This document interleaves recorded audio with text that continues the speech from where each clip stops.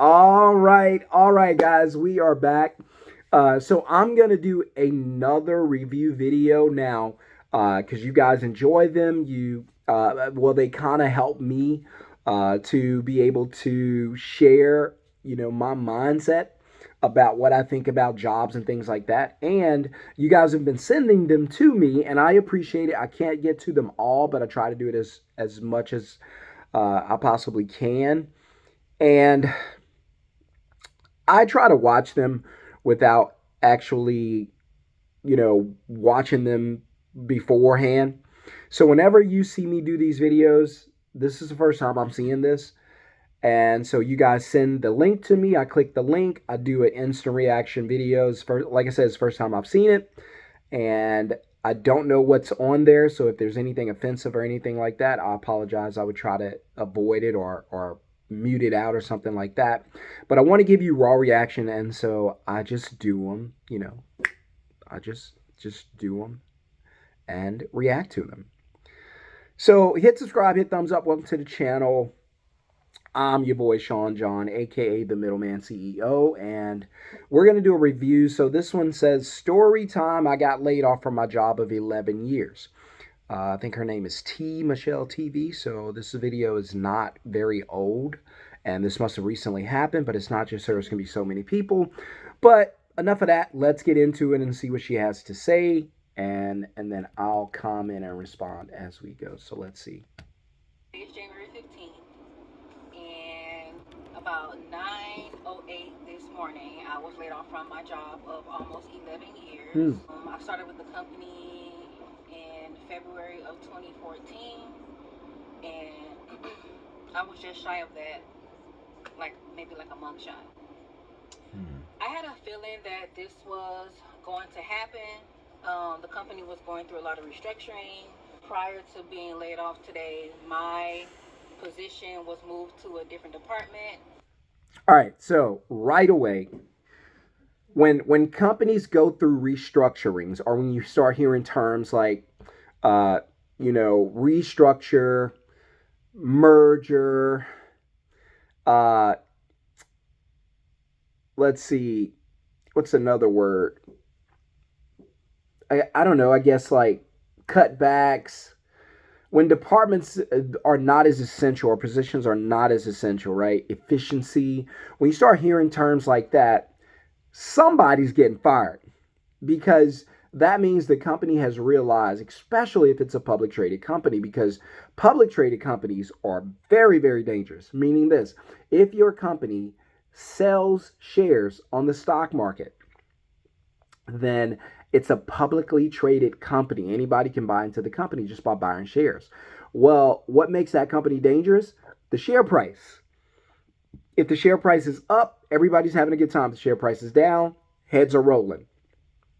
And so the company always wants the image to be up. They want the share price to be up, which means if at any time there's income or expenses coming out that they don't deem necessary, or they feel like they can get around, somebody's losing their job. So when you hear words like efficiency and cut back and trimming back, look, that's just the fact. That just means somebody's about to get let go. And it could be a whole entire department. So when you start hearing that, that should be a red flag. It was newly created, and I was moved to under a new manager, and the move didn't really make sense to me. I could probably do this all day, but I'm going to let some of it go. Look, so when she says certain things that just jump out at me, move to a new manager means that they're probably looking to let you go, but they just want to see what you can produce for the company. And she says it didn't make sense to me because this is probably their first preliminary step to letting you go. So they just want to see. I'm just thinking in my mind how this would work.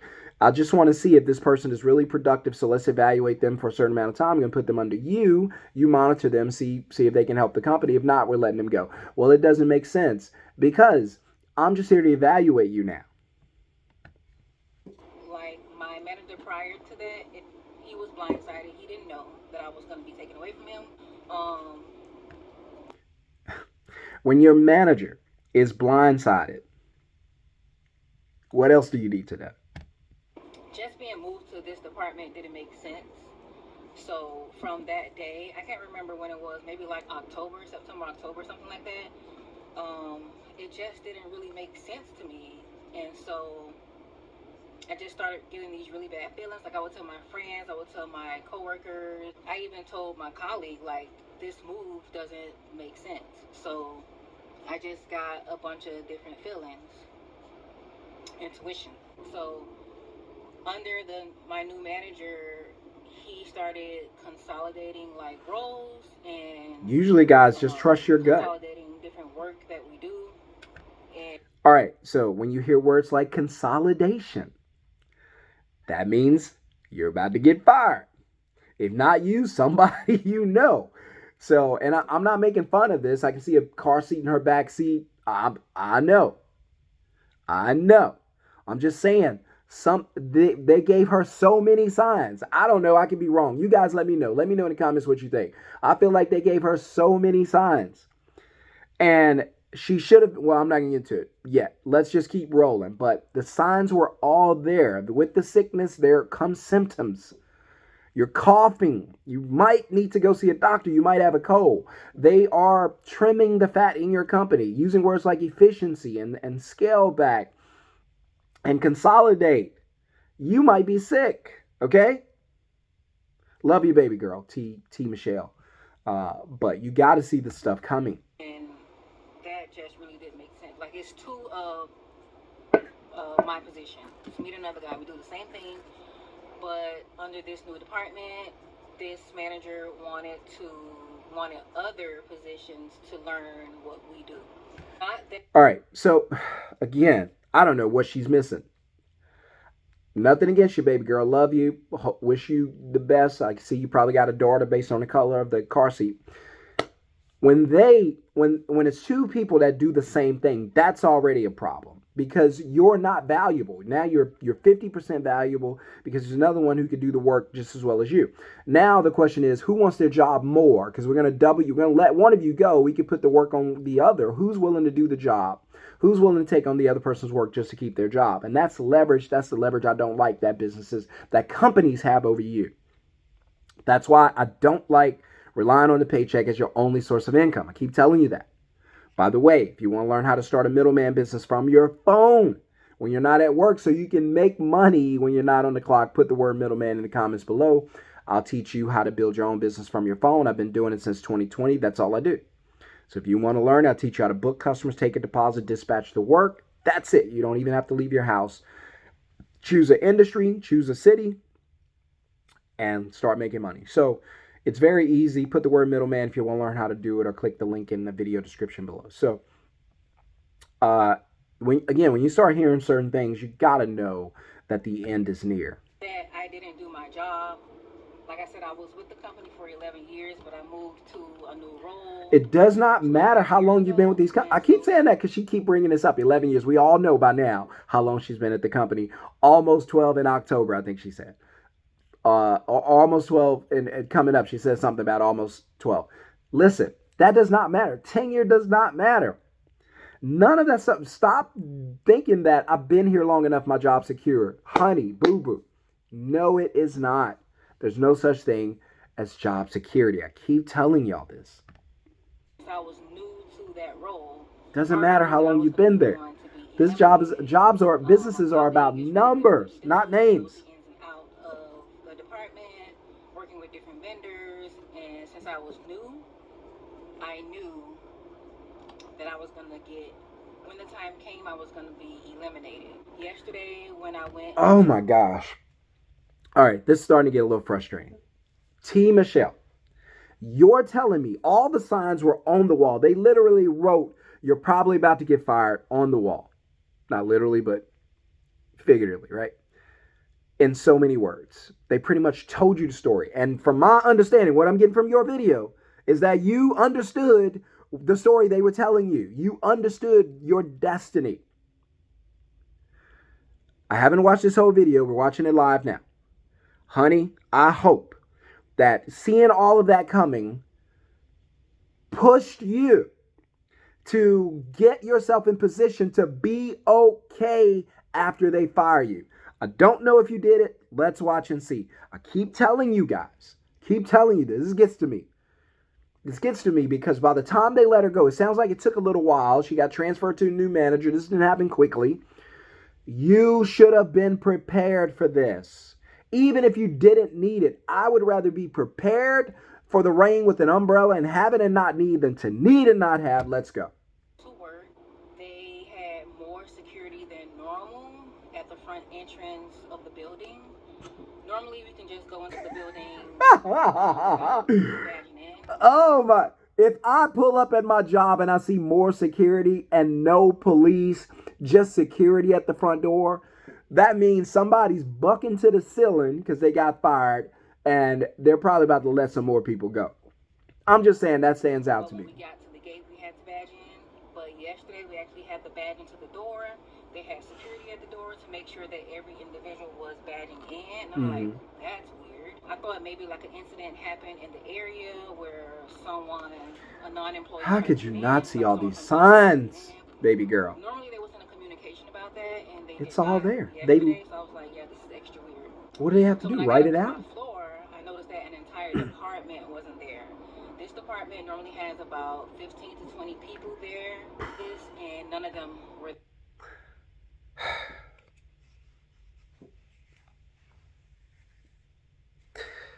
Did she just say she noticed that the entire department was gone? So right away, extra security, people cutting up, entire department gone. That's probably that department who's acting out. And you still haven't figured this out? You still think you're safe? Why? That's what I want to know. Why did you think you were safe? Why? There. The only person that was there was the manager. So it's like, damn, that's weird. Why are none of them here? When I talked to my colleague yesterday, he was like, do you find it weird that they have extra security at the door? I was like, yeah, I noticed that, but I don't have any thoughts about it, really. He was like, yeah, because you're probably going to get ready to lay off people. So I was like, she said they're going to get ready to lay... Honey, they're already laying people off.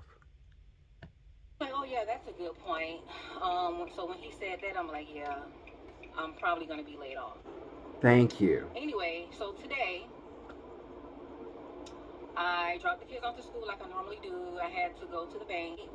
The bank doesn't open until 8, so I knew I was going to be late going into the office today, which for very good reason, this happened. So I was late. So by the time I got over, I worked about 40 minutes away from where I live. When I got over that way, I was already about 7 minutes late. That's a lot of driving. I checked my calendar. Hour and a half each day just driving. The night before, I checked my calendar to make sure I don't have any meetings at night. Earlier this morning, when I checked my work calendar, I didn't have anything on my schedule prior to 9 o'clock. But on my way to work this morning, I just happened to check my calendar, and it says one-on-one discussion. And it was just me and my boss listed. And I'm thinking if it's going to be a layoff, it'll be my boss and I, and then someone from HR. So that meeting was supposed to be at 9:20, but he ended up calling me on Teams, and he said, do you have time for a really quick conversation? This was at like 9:07, 9:08, something like that. And I'm like, yeah. I already knew what was going to happen. You know, we had a discussion, whatever. These people know their future. They're telling me I'm going to get laid off. While I'm on the phone with them, I am about 2 to 3 minutes from turning into the parking lot. Imagine that. You let me drive all the way to work. If they knew they were going to lay me off, exactly. Like, don't let me drive all the way to work and then fire me. And to work from home. I could have been looking for another job in that hour. Just work from home today. I'm about to turn into the parking lot, and they're telling me that as of today will be my last day in the office. Anyway, so instead of going into the office, obviously, I just turned around and went home. After getting off of the call with my ex-boss in HR, everything was turned off. I no longer had access to emails, Teams, SharePoint, none of that stuff. So imagine me going into the office, trying to badge in, and I can't badge in. Do you know how embarrassing that would have been? how humiliating that would Yeah, have been. very. I've done me. it. I know exactly how it feels. A simple text last night or early this morning Would have done it. worked from Yeah, home. I agree. I agree.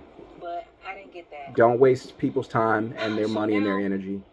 Don't put them in that I'm that officially situation. laid Fire off, them while they're driving. I don't like that. I don't have a job. I don't really know if they're going to provide any additional severance other than my regular pay at the end of the month. This is what happens when you get stuck, when you don't take care of yourself. I guess I'll apply for unemployment. Yeah. Update my resume. Yeah. And you should do all of that. And just figure out what I'm going to do until I find a new job. Yeah. Yeah. And that is that. Yeah, years, I can tell it hurts her. But again, T. Michelle, it does not matter how long you've been there. You got to stop saying that. With a new company, I know it hurts. I know it's tough, but it does not matter. There are people who have been at jobs longer than you have. There are people who have been at jobs 20 years, 30 years, and get let go. You got to stop assuming that tenure matters on these jobs. They do not. These companies are not about names, meaning they are not about you, your personal interest, your personal gain, none of that. These companies are about numbers. It's numbers over names. If the numbers are not right, the names have to go. That's how these companies think. That's how you should think. You took this company and you were supposed to, if you'd watch my videos, I didn't have videos 11 years ago, but if you would have heard me say this. Don't marry or commit to these companies. Date them, use them, separate, go your own way, never be faithful to them. But what do? You go in there and you put a ring on it and you marry this job and for 11 years and you assume this marriage is going to work and nothing's ever going to change. You never operated under the assumption that this company might one day divorce me. I keep saying, don't marry these jobs. It's okay to have a job, go to work, do your best. Sure, if it's your primary source of income or your only source of income, absolutely it's a good thing and try to keep it. Jobs are not bad things. What's bad is when you rely on your job as your only source of income and you do nothing else to hedge or protect yourself. If she would have created a business just 6 months ago, and that business had grown to make just $3,000 a month, she wouldn't feel the way she felt because she'd be like, all right, I lost that job. That gives me more time to turn up on my side hustle, turn into a vibrant business. But because she has nothing to go to, now she's in limbo. Now it hurts a little bit more. That's why I tell you guys, I never tell you quit your job. I only tell you, don't allow your job to be your only source of income. Do not marry it. Treat it like a side piece. Date, move on. And never, ever rely on your paycheck to take care of you and your family. You always have to have an additional source of income. You must do it. It's important nowadays. It's a must-have nowadays because no job is safe. Trying to work around that, trying to find a job that will work around that with the salary that I would like. It's not, I'm not going to say it's not going to be easy because you never know. It could be. Well, so yeah, right now I'm jobless. And I'll just be home every day trying to figure it out until then. I'm not Use your phone. I'm just going to go about my daily. So much money on these phones.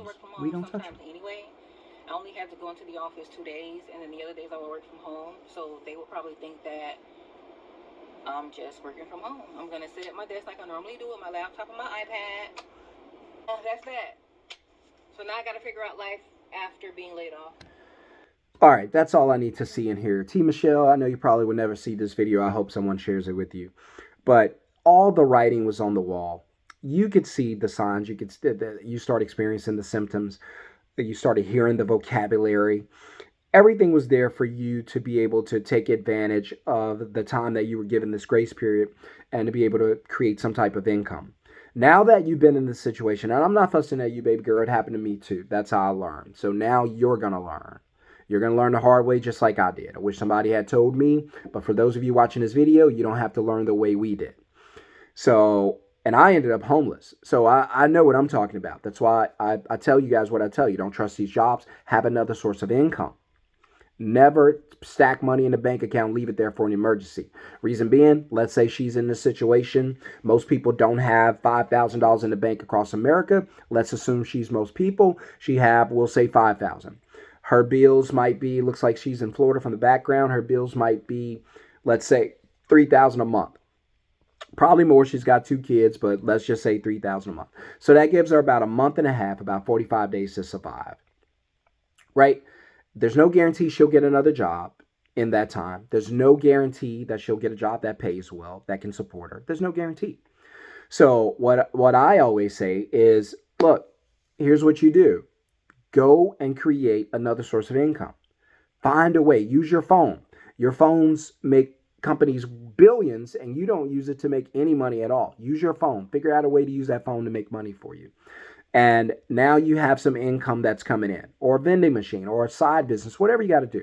Have income coming in, so when this day comes, it doesn't hurt as much. It doesn't sting as bad. And now, because your paycheck was your only source of income, as far as I know, I'm just assuming this, now you're not the only one who's vulnerable. Your children are. And whoever else that paycheck takes care of. That's a position you don't want to be in. That's a nightmare scenario. Unemployment is not going to be enough to take care of your family. I don't know what our bank account looks like. I'm just assuming that most people don't have 5,000 according to statistics. So that's why I tell you, don't stack money in banks and wait on bad things to happen. Bad things will happen. What you could do is, let's say she did save 5,000. She could have 6 months ago, 3 months ago, when she started getting these feelings, could have taken $1,000 of that. Still have 4 in the bank. Take 1,000, buy a vending machine. Take 1,000, start a business from her phone, whatever. Start a middleman business like me and start making money. When she's not at work, she's making a few dollars and learning it and getting better at it. And then by the time they let her go, she's like, okay, I'll go ahead and focus on my business. I've been doing it already. It makes a little bit of money. I'm just going to turn up on it now that I got more time and see in the next 30, 60, 90 days, can I turn it into an income? And that's how you should be set up. You guys believe that protecting yourself is stacking money in a bank. I believe, what is going on outside this office? You guys believe that stacking money in the bank is protection. I believe that creating another source of income is protection. You stack money in the bank, hard times come, you spend it, it's going to zero. It does not come back. They don't put it back in there. You take some of the money out of the bank, use it to create another source of income, i.e. a middleman business, vending machine, something like that. And when that money goes out, it comes back in. That's a better way to live. Anyway, let me know what you guys think in the comments. If you agree or disagree with anything I said, what did you think about the story? And have you guys been there? You're free to share your stories. I'll comment if I can. Otherwise, hit subscribe, hit thumbs up. For those who don't want to be stuck like this and want to learn how to build a business from your phone, very easy. Book customers, take deposit, dispatch. That's all you do. Teach you how to do it step by step. Put the word middleman in the comments below, and I'll see you guys on the next video. Peace.